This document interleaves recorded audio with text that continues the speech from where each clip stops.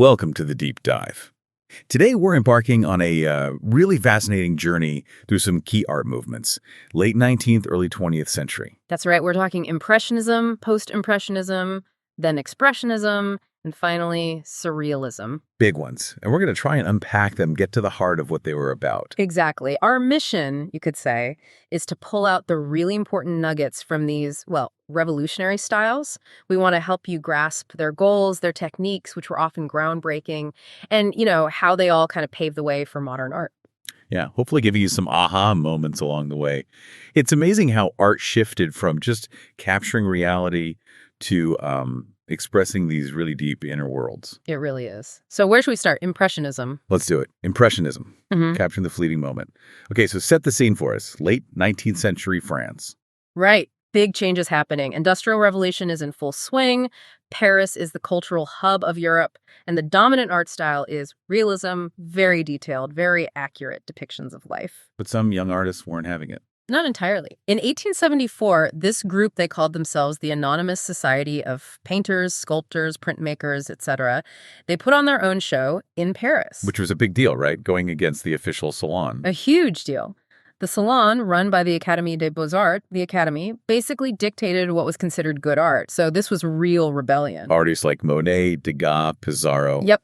They wanted art to be more democratic, more immediate. They actually held 8 of these independent exhibitions between 1874 and 1886. And the name Impressionism, it wasn't their idea. Not at all. A critic saw Monet's painting Impression, Sunrise, and kind of mocked it, called the whole style Impressionism, meant it as an insult, like it was unfinished, just an impression. Wow. Calling it ugly even. But the name stuck. It did. And it perfectly captured their goal, in a way. They wanted to seize that fleeting moment, the way light hits water, the feeling of a city street. Capturing contemporary life, the immediate effects of light and color. Spontaneously. Exactly, which was totally different from traditional art with its focus on history or mythology, all very polished and finished. This was about personal expression, about seeing. And studying light and atmosphere directly. So what made this possible? You couldn't just decide to paint light differently, could you? Well, 2 big innovations really helped. First, portable paint tubes. Sounds simple, but it meant artists could leave the studio. On plein air, paint outdoors. Precisely. Game changer. And second, there were advances in color theory, plus new synthetic pigments becoming available, brighter, more vibrant colors. Allowing them to actually paint light itself in a way. Yes, using color to represent light and shadow, not just adding black or gray. So technically, what does an impressionist painting look like? What are the key features? You'll often see loose, visible brushstrokes. Gives that sense of spontaneity, even if the composition was carefully planned. Like you're seeing it happen right now. Kind of, yeah. And, as we said, rendering shadows and highlights in color, avoiding those neutral tones. They wanted to mimic how our eyes actually perceive light and movement. And the subjects. Everyday life. Very much so. Lively scenes, cafes, dances, landscapes, cityscapes, modern life as they saw it. Like Renoir's dance at the Moulin de la Galette. Yeah. You can almost feel the dappled sunlight on those dancers. Absolutely. It's a perfect snapshot. Or Caillebott's Paris Street, Rainy Day, that big sweeping view of modern Paris, capturing that specific atmosphere. And Monet, of course. His Rouen Cathedral series. Painting the same building over and over. Exactly, at different times of day, different seasons, purely to study how the changing light altered the color and texture of the stone. It's fascinating. And the water lilies. Yeah. Same idea. Light, natural colors. Yes, that sense of immediacy, almost like a photograph, but full of light and color, sometimes with those lovely pastel hues. Okay, so Impressionism breaks the mold. But then, art keeps moving. Post-Impressionism emerges. Late 1880s. Roughly, yeah. Around 1886 to maybe 1905.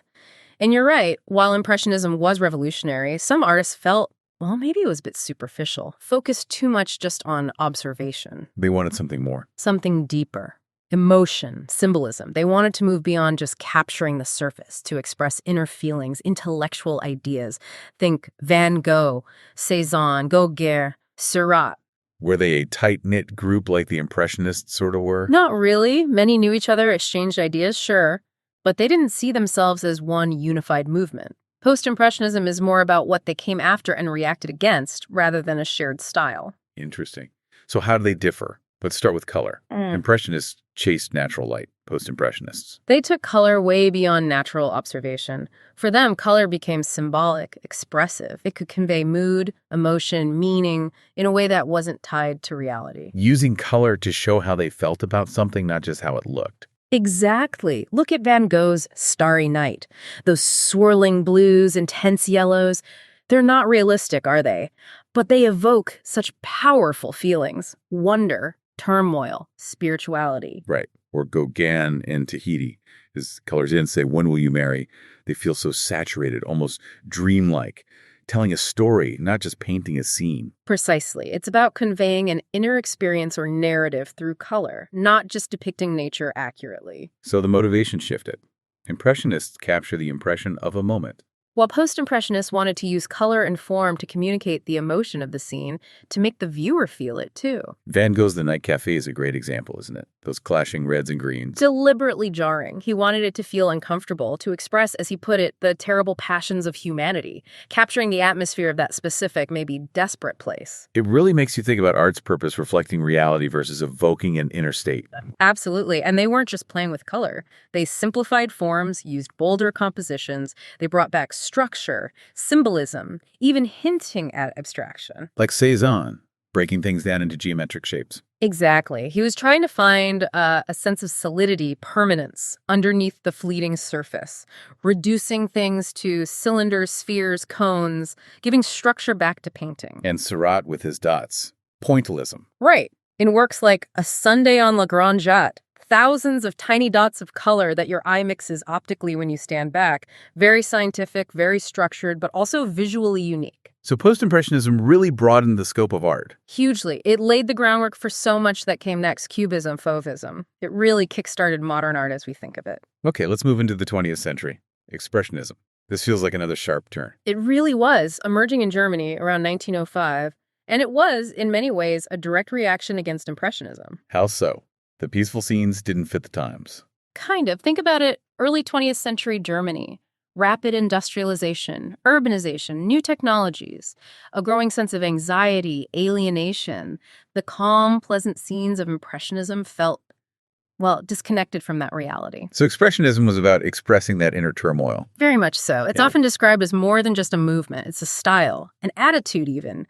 The focus is intensely personal, subjective, more so than anything before it, perhaps. Who influenced them? They looked back at artists who already prioritized feeling symbolists like Gauguin and Edvard Munch, and definitely Van Gogh. So what does expressionist art look like? How do they show that inner feeling? They prioritize the artist's subjective emotion over objective reality. So you get distorted, exaggerated forms, people, objects, landscapes twisted to maximize emotional impact. Sometimes it's grotesque, nightmarish even. Not trying to be pretty or realistic at all. Not the point. The point is raw feeling. It's about digging into the psyche, confronting uncomfortable truths. And color. I imagine that was pretty intense too.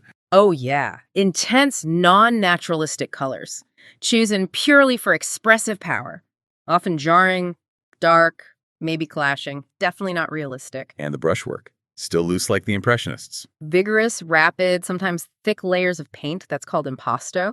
You can really see the artist's gesture, their energy, their mood in the brushstrokes. Lots of jagged lines too, especially in German Expressionism. Yes, those angular lines really ramp up the tension, the feeling of instability, psychological unrest. It's often unsettling. Common themes being anxiety, alienation, violence even. Sadly, yes, reflecting the anxieties of the modern age. Now, there were specific groups within Expressionism, right? Die Brücke. Yes, Die Brücke, the bridge, started in Dresden, 1905. 4 architecture students, actually. Kirchner was the main figure, plus Schmidt-Rottluff, Bleyl, Heckel. The bridge to the future of art. That was the idea. Break from tradition, express inner feelings directly. They were really inspired by African wood carvings, old German woodcuts, very bold graphic style. Bootcuts and linocuts were big for them.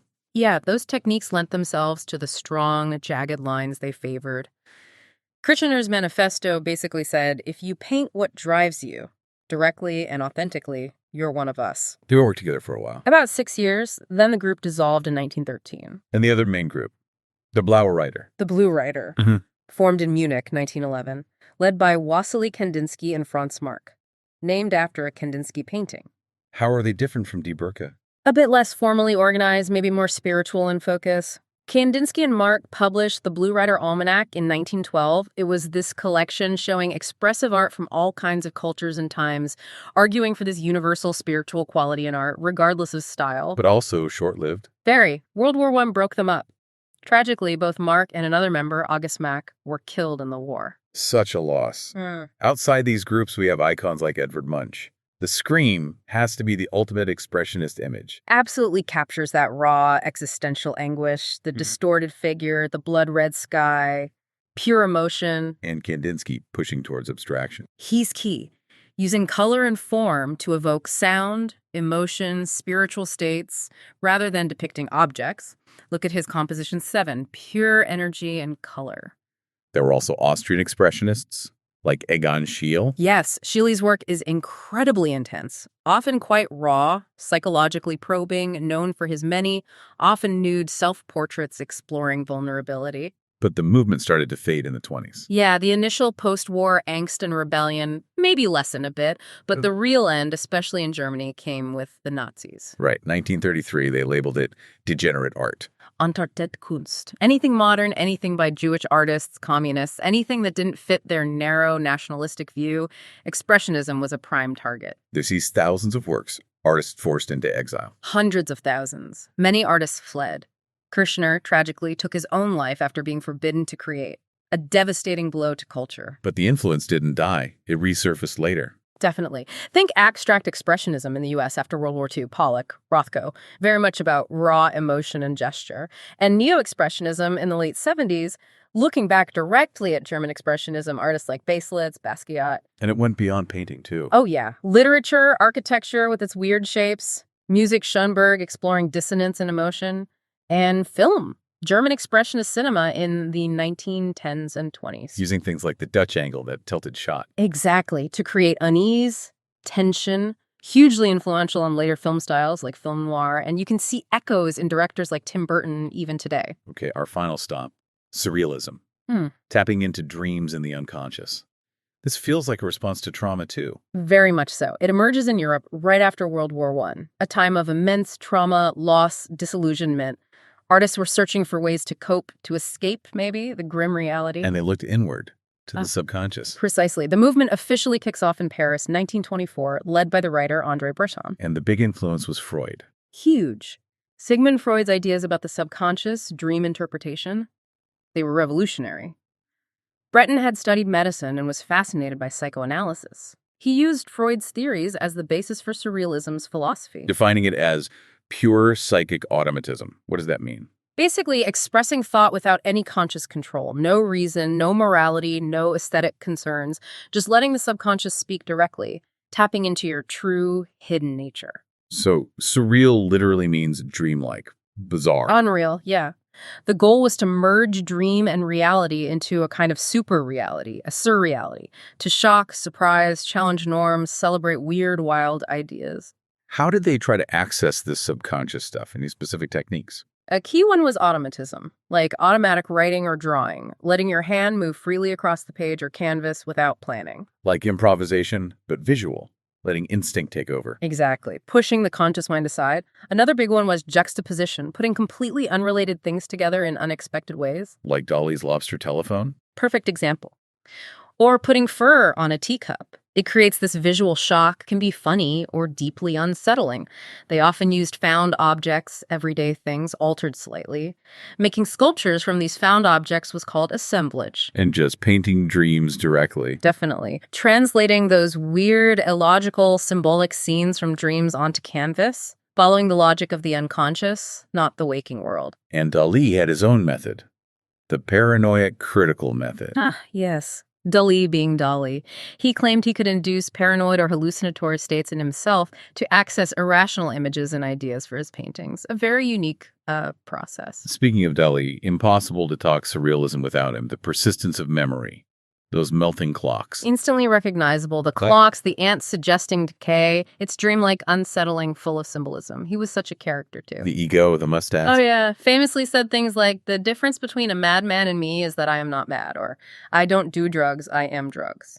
Even his mustache supposedly survived intact when they exhumed his body years later. Incredible. And his burning giraffe painting, he saw it as a premonition. He did, of World War II. And those figures with drawers pulled open in their bodies, he related that to Freud's idea of the mind as a chest of drawers holding secrets. Then there's René Magritte.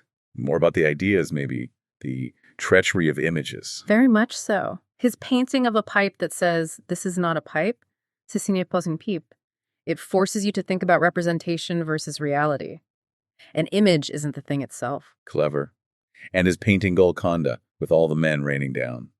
Looks realistic in technique, but the concept is totally surreal, and those covered faces he often painted, like in The Lovers, people have speculated it relates to his mother's death. But he denied it. He did. Yeah. Said his paintings were about mystery, not specific meanings. He wanted to evoke questions, not provide answers. Frida Kahlo. Her work feels so deeply personal, almost painfully so. Absolutely. While associated with Surrealism, her work is intensely autobiographical. The Two Fridas, painted after her divorce from Diego Rivera. The exposed hearts, the dripping blood. Its raw, emotional pain made visible. Or the wounded deer, herself as a deer pierced by arrows. A powerful metaphor for her lifelong physical suffering after that horrific bus accident she had as a teenager. Painting became her way of processing that trauma, often from her bed. Merritt Oppenheim and the Fur Teacup. Object. That started as a joke. Apparently. She was having lunch with Picasso wearing a fur-covered bracelet. He joked anything could be covered in fur. She said, "Even this cup," and supposedly went and did it. Accidental icon of surrealist sculpture. Amazing. Man Ray, the American surrealist. Yeah. Photography. Sardius, his indestructible object, the metronome with an eye, later remade as object to be destroyed after a breakup, telling people to add the eye of a lost love and smash it. Yeah. Very angsty. Or the gift, an iron with nails glued to it. Making something useful totally useless. Classic surrealist move. Playful, ironic, challenging function. Remedios Varo, too, painting these intricate, magical scenes. Yes, a Spanish artist who fled to Mexico. Her work, like the creation of the birds, is so detailed, almost like alchemy or magic happening on canvas, inspired by older painters like Hieronymus Bosch. And Max Ernst's collages, creating whole surreal worlds. His collage novel, Un Semaine de Bonté, is incredible. He took images from old Victorian books and seamlessly stitched them together into these bizarre, dark, dreamlike narratives. Spider faces, rats on the Sphinx, deeply weird and wonderful. Surrealism's impact seems huge, even beyond fine art. Advertising. Oh, definitely. Think about ads that use dreamlike visuals, unexpected combinations, things floating. That's all tapping into surrealist strategies, appealing to the subconscious, grabbing attention through strangeness. Brands like Apple, Coke, VW have all used it. And fashion, literature. Absolutely. Elsa Schiaparelli collaborated with Dali on that famous lobster dress. Its influence is really widespread in popular culture. Wow, what a trip through these movements. From Impressionism's light To Post-Impressionism's emotion and structure. then Expressionism's raw inner world. And finally, Surrealism's dive into the subconscious and dreams. They're all so different, yet you can see the connections, the way they reacted to each other, and the times. Exactly. The common thread is this brave move away from just depicting reality. They all prioritized, in their own ways, inner vision, emotion, symbolism. They asked new questions about what art could be and do. They really didn't just define their eras, they fundamentally changed art. Completely revolutionized it, laid the groundwork for so much modern and contemporary art. It just shows how art constantly evolves, reflecting our complex human experience. It really does. So, thinking about all this, a final thought for you, our listeners. As you reflect on these distinct yet interconnected movements, Impressionism, Post-Impressionism, Expressionism, Surrealism, which one resonates most deeply with you? And perhaps why? What might that connection tell you about how you see the world? Or maybe even your own inner landscape? Something to ponder.